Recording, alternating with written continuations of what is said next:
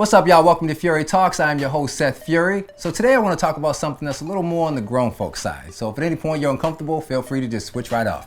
There comes a time in every relationship where people just want to spice things up a little bit. Or maybe you got some alone time and you got some needs that you need fulfilled. You haven't figured out what I'm talking about yet. I'm talking about sex toys.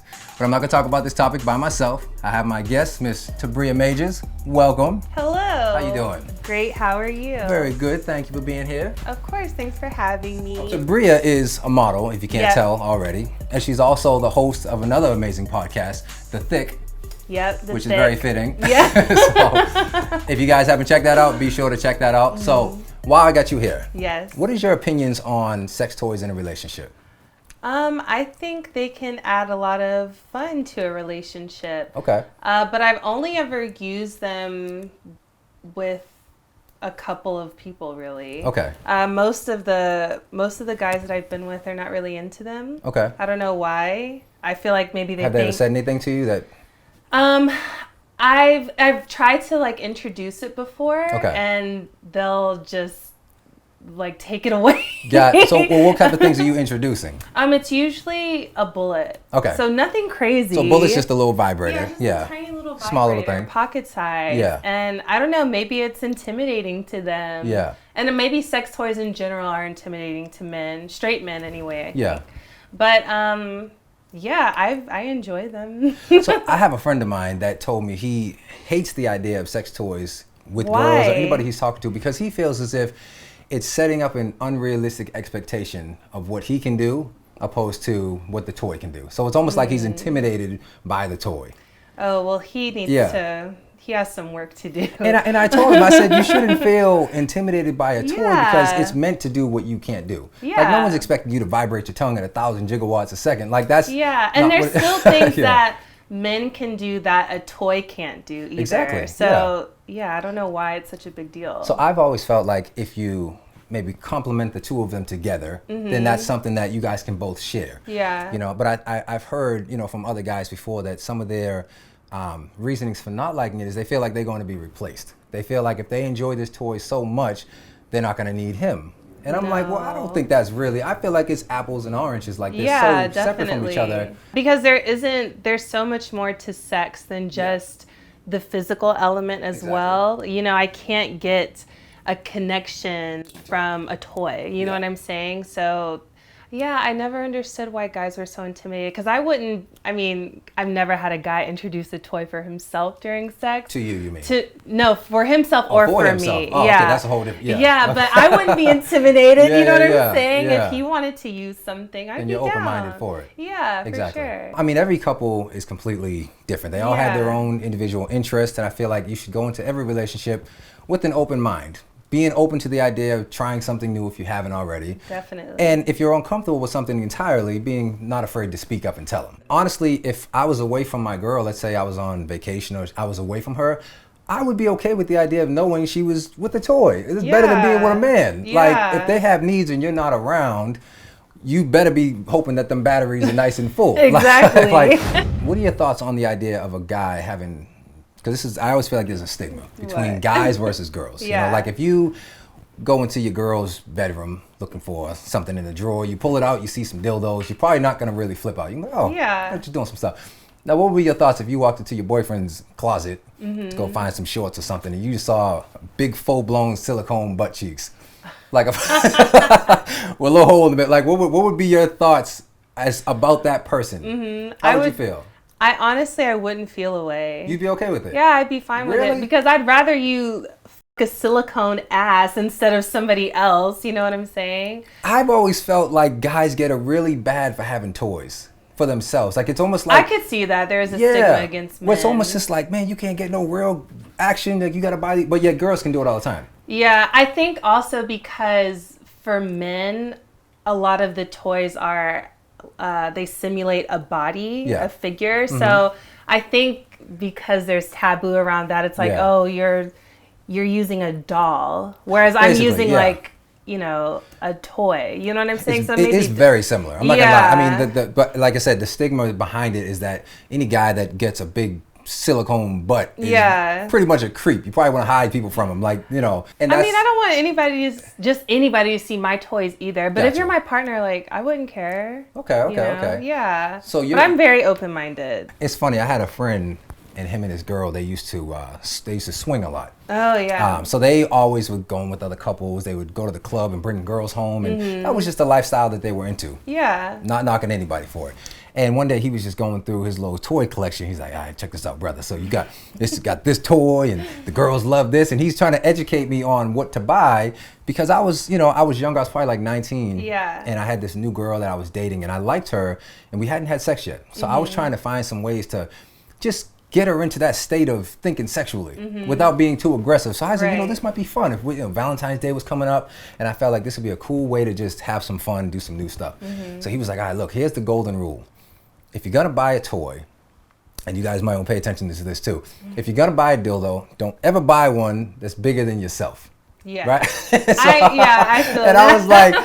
I was like, that makes so much sense. Yeah. But I don't think people would really take into account, because, that would be something that I feel like would make a guy a little intimidated. For sure. If you went into your girl's room and saw some big mandingo, yeah, and that ain't what you working with. Now you're gonna be like, well, is this what you're looking for? Yeah. Because I don't have that.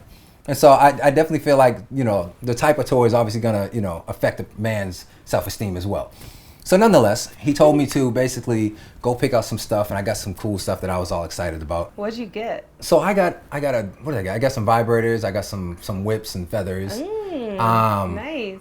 I didn't get a dildo. I didn't, actually, no, I did, because I took his advice and I got something that was about that size. Now, I was all for the idea of just giving her this mind-blowing experience, that she'd never had before. She was gonna fall in love with me. The problem is, I did such a good job with these toys that when I was done with it, she rolled over and went to sleep, right? And I'm like, wait, what did you do? Like, this is our moment right now. Like, why would you? And she was like, oh my God, like, I was actually gonna sleep with you tonight, but you did such a good job with these toys.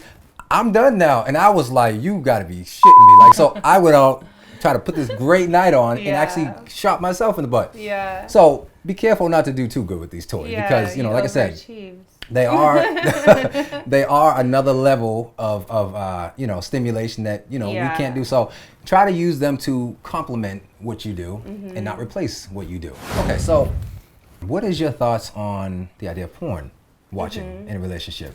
I'm fine with porn. Okay. Single, in a relationship or otherwise, I watch it whether I'm with somebody or not. But I never let it affect my idea or outlook on sex. I would never let it affect how I view my partner. Okay. But yeah, it doesn't ever replace the actual act of having sex, and I never lust after whoever is there. You know what I'm saying? Whoever I'm watching. So some of the arguments that I've heard are that people who watch porn, sometimes they get desensitized. Yeah. They see so much stuff that an average person can't keep up with that they almost feel like, they're constantly trying to live up to this expectation that can't be met. Have you ever felt that way by... No, I haven't. But I get the argument behind that, but some things I just know and recognize, like, I'm never going to do this shit, but it's cool to watch, other people do it. But I don't think I would ever let it... I don't think watching porn could ever desensitize me to sex. Well, then I think you watch porn responsibly. Yeah. And I think that's really what it is. Too much of anything is going to make you start to lose, some desire in a sense. Because it's like you've seen everything. Your mind no longer gets excited because either you've seen it a bunch of times or, maybe you've tried it in real life and then you escalate to another level. Seeing things and doing things they're so different. You know, just because I'm watching tons of BDSM porn doesn't mean that I'm tired of it. I may have never even tried it. You know what I'm saying? Yeah, I can see what you're saying. So what about if you find your boyfriend or husband or whoever the case is watching porn with women that don't look anything like you? How does that make you feel? I would feel fine with it. So you're just the most confident woman I've ever met. Okay, because I'm telling you, based on other No, I get it, because I know a lot of women feel a way when their partner watches other races of porn or whatever it may be. But I do the same thing, I'm never, so for me, I'm probably never going to have sex with a white guy in my life. I just know that about myself. Let me guess, that's the porn you watch? But no, it's not exclusively, but I watch it just to know like what it would be like, you know what I'm saying? Okay. But I know for guys, it's probably just because maybe they're interested or they even have a fetish, but it's not something they would act on in real life. Yeah. But I get the argument, but I'd be fine with it. I feel like porn, in a way, can educate you. Yeah. If you don't know what the hell you're doing, go watch some porno. It's good if you want to learn some new stuff. But I also feel like it has to be done responsibly, because I think when you watch those like documentaries about people that their marriages were destroyed because their husband watched too much. Those are talking about people that lock themselves in a basement for like 2 weeks straight, don't come up for food or air. If you have that type of addiction to it, then I can see why your wife would probably never be able to fulfill you in that regard. So what kind of porn do you watch? So, let's see. I like things that are real. Yes. I need a little storyline, something that makes me feel like, okay, I can identify with that. Like that feels real to my life. Like, you know what I mean? If it's some random, unrealistic thing where it just feels like a production, that's not for me. Sometimes even the point of view, if you don't know, point of view is basically where the guy's holding the camera himself. Yeah. It feels like you're just looking at the person. Like that's kind of like always been my style. I like storylines and mostly. Without going into too much detail, what's your favorite kind? I typically like watching girls who look like me. Really? Okay. Yeah, just like gets me in the frame of mind. I'm like, maybe this is what I look like too. Oh, Lord, that's funny. Okay. I also watch hentai porn too. The cartoons? Yeah, it's very interesting. Explain that to me. I've never. I honestly can't tell you why I like it, but just because I guess it's so far removed, because it'll be like an octopus, like f***ing some girl. And if you think, listen, this is why I say eventually people run out of stuff to watch. I just saw it pop up one day and I was like, oh, this is interesting. But I don't enjoy like the cartoons. Okay, like hentai is a little bit more realistic. Yeah. Hentai is almost like 3D, like watching Shrek. Yeah, exactly. So y'all want to see some Shrek porn, go ahead and download some hentai. So is there anything that you've ever seen that you felt like you would want to try in real life? Or does this strictly stay in the fantasy lane? No, where you're just like content with that? I want to try almost everything I see. Really? Okay. Yeah, if it's something that I don't want to try, I'm not going to watch it. I actually had a girl one time tell me that she had a fantasy of being gangbanged by 2 guys. Okay. And I instantly could not take her seriously at that point, like a girl that I could actually wife. Now, in a sense, you should be like, I'm honored at the fact that you told me about this. And I feel special that you opened up and told me. However, even though you've never done it before, it's hard for you to come around my friends and not picture you low-key fantasizing about having the 2 of us. And like I said, everybody has their own fantasy.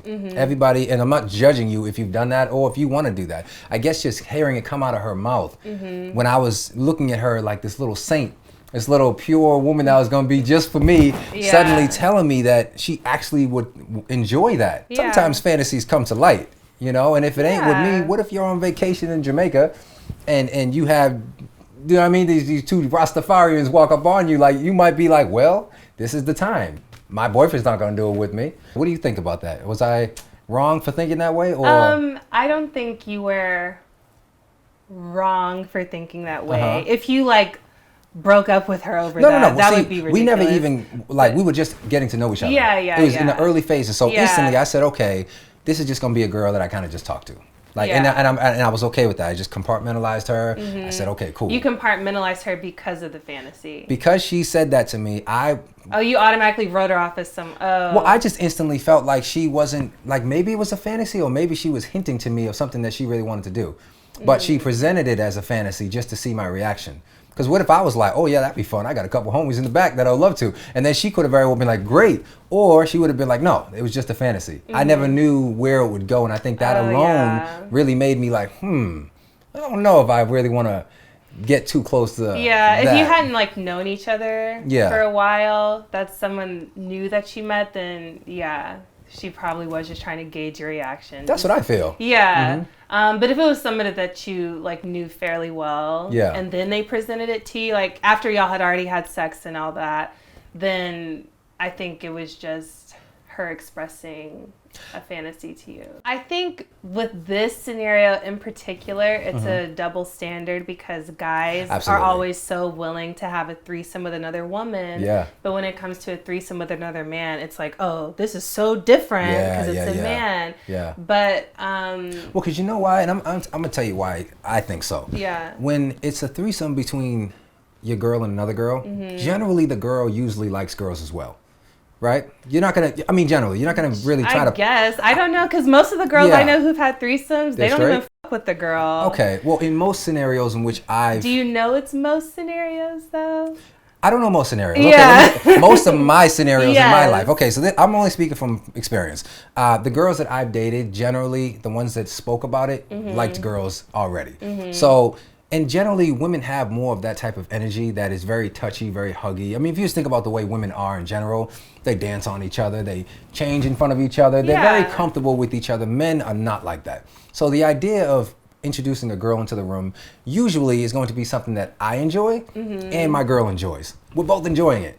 But if you bring a dude into the room, I'm not enjoying him. So now it's just like, it's just all about you in a sense where I feel like it's just not something that I would want my girl to be victimized to. And even though she's loving it, she don't feel like a victim at all. I just feel like it's so different because I'm like, this is really just for you. Like all I'm doing because you don't enjoy it, it's a problem? I just feel like I'm taking away from what is mine and sharing it with somebody else, opposed to bringing in a girl, we're both sharing her. Well, what if she wasn't into girls? Then I wouldn't ask her to. Like, honestly, I'm not. Or you wouldn't even present it to her? I wouldn't. I don't personally need a threesome, honestly. Like, I feel like if it can get really tricky in relationships, and if you're gonna try it, definitely it has to be something that both people enjoy. There got to be really firm guidelines as to how it goes afterwards. But I just myself, I would never see myself saying, I'm about to let my boy come in here and bang you out when you're my girl. I just can't see it. And so it could be a double standard. Maybe so. This is just me. Everybody's different. They have their own personal, opinion of how they handle it. But you think I'm wrong for that?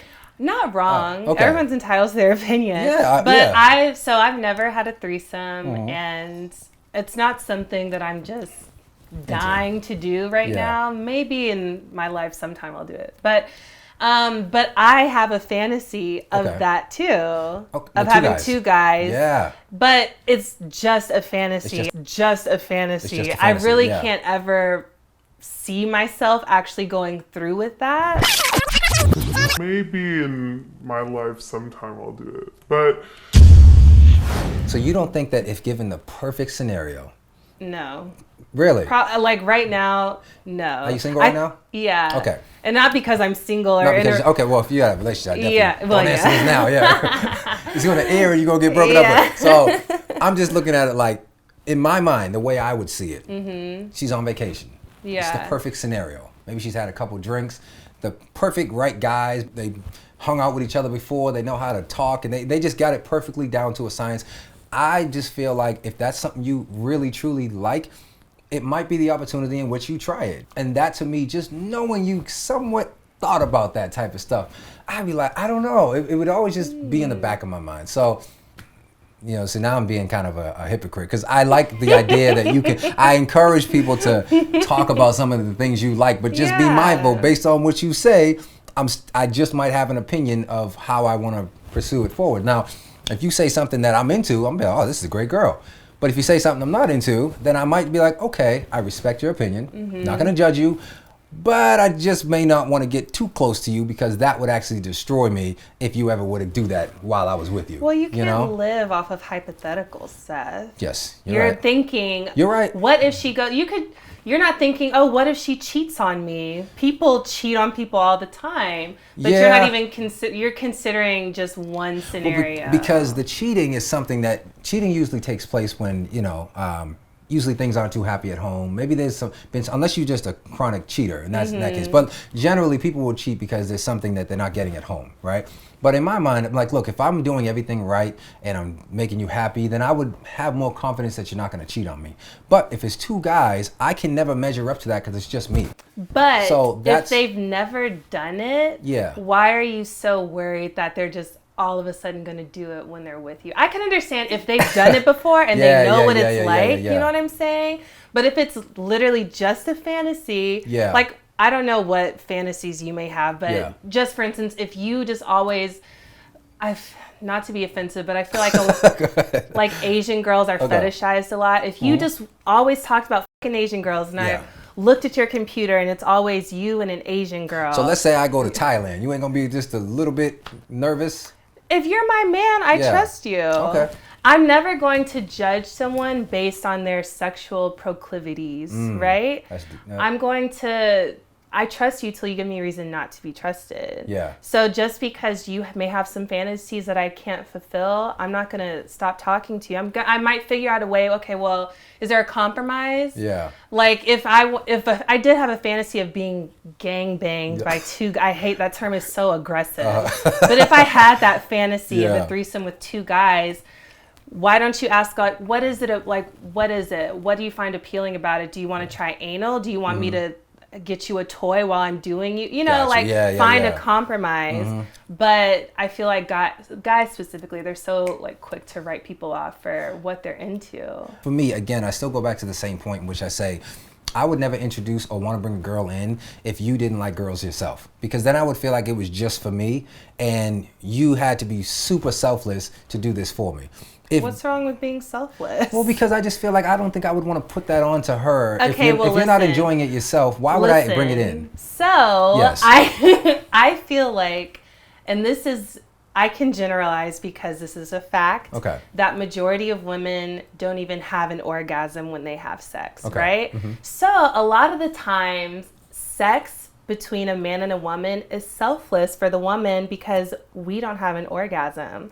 And I know we shouldn't, but a lot of times we do fake it just so you can finish because y'all be fucking forever and not, you know. But there's also different things we can do that will make orgasm. I know. Yeah. But still it's not enough. Like TMI, I just had my first orgasm like last month and I'm 30. Wow. So I've had like I've been with a decent amount of guys and I thought that I knew what an orgasm was, but I did not until this last time. So whoever this man is, all the sex I've been having, it's been like literally I just had this epiphany, like what the all this sex I've had, it's literally been pointless. Wow. Because I haven't even had an orgasm, and a lot of the times I knew I wasn't going to have an orgasm, but I still did it because I know, you know, he wants to have sex and it's fine for what it is. I like being selfless sometimes too. Like I like doing things that will only please my man. No, that's different. I like that too. I'm very much a pleaser. That is not selfless. Yes, it is. That's not selfless. That's being selfless in a good way. There's bad ways. Yes, selfless is me because it's between two people. It's me and my girl. I love to be the pleaser, the dominator, whatever the case is, just to let her just lay out, relax. I got you, right? That's very different than saying lay out, relax. We got you. See, I don't need help. I don't need the help from this extra man. I got this covered. If you want to bring a girl in because she can bring something I can't do, that's different. Now you're bringing in something I can't do. That's like bringing in a toy. But to bring in another guy that I'm already here for, that I'm not about to touch or want anything to do with, it's like all you're really doing is taking my girl. Like we're not sharing anything. That's the part that makes it so different when it comes to a guy coming in, if I'm not into guys, which I'm not, or a girl coming in, assuming you're into girls. Then it's like, okay, we all partying, we all having a good time. Nobody's really sacrificing anything. You get something, I get something. That's what I mean by this. If she's into that. If she's into that. I wouldn't ask a girl who's not into that. No, why would I do that for? Because now she just has to watch her man get, you know, taken with another woman. She's not taking part in it. It's really just her sharing. Yeah. You know? So that to me is where it changes. So ain't nothing I can do for that part. After having this conversation, if you came across a girl that you liked and you just asked her, what are some of your sexual fantasies? Like what's something you into? And that's one of the things that she mentioned. Yeah. After having this conversation, how would you proceed? I may not ask that question anymore. I might be nervous about what she's gonna say. Sex. But Oh my God. so I don't know how much I learned. However, But what about the whole compromising thing? the whole okay, based on which I get what you're saying, you know, and I'll admit, like, there are fantasies that I may have thought about that I would probably never verbalize, just because I wouldn't want someone to look at me a weird way, especially if I knew they were only a fantasy. You see what I mean? So I get it. You were open. You told me about it. I guess I would try to be more open-minded to it, but I guess a part of me hopes that they never answer with that answer, and that they say something. Oh my God. Please don't let that be your response. But if it is, no judgment. Did I do okay? You're gonna judge still. All right, y'all. So that's it. Thank you so much for watching this episode of Fury Talks. I know it's a little different than the normal, but I hope you guys learned a lot from it. Hope you enjoyed it as well. Special thank you to Tabria for being a part of this. Thanks for having me, Seth. You're welcome. Thank you for opening up with all these good details. How do we find you? You can find me at Tabria Majors everywhere, and my podcast is at The Thick Podcast everywhere. There it is. And this is Fury Talks. We will see you guys next time. Later.